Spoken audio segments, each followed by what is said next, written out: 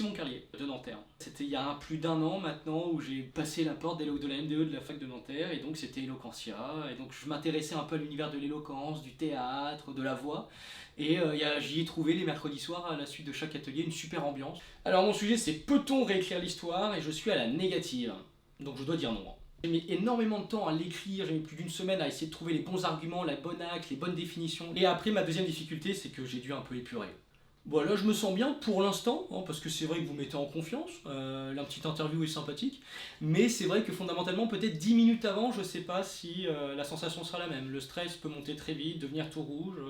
tout pâle. Je vais avoir un petit peu des proches un peu partout, des amis de promo, des amis de longue date, des proches de la famille, donc ouais ça rajoute un peu plus de pression, mais c'est pas pour eux qu'on joue, non non non non, on joue pour tout le monde. Ah je me projette pas du tout, moi vraiment à la base c'était vraiment parce que j'avais lié d'amitié etc avec des gens, alors soit le mercredi soir ou en formation, donc je me suis dit je vais continuer, bon on devait passer le concours donc je l'ai fait, mais j'avais vraiment pas d'ambition, je me suis jamais dit, effectivement on voit les scènes à la scène musicale, on se dit waouh c'est impressionnant, mais on s'imagine jamais y être parce que le parcours est tellement long, il y a tellement de portes à ouvrir, on commence par une poignée hein, comme partout, hein, mais ce que je veux dire après c'est surtout très impressionnant, c'est-à-dire que c'est vrai on rentre dans un lieu, on se dit c'est très grand, c'est très haut surtout, et bah, ça fait un peu le stress hein. Ah ça c'est compliqué comme question parce que j'ai envie de lui dire vas-y mais bon si le mec hésite et que tu lui dis vas-y ça va pas l'aider beaucoup hein, donc non je sais pas au moins d'ouvrir la porte.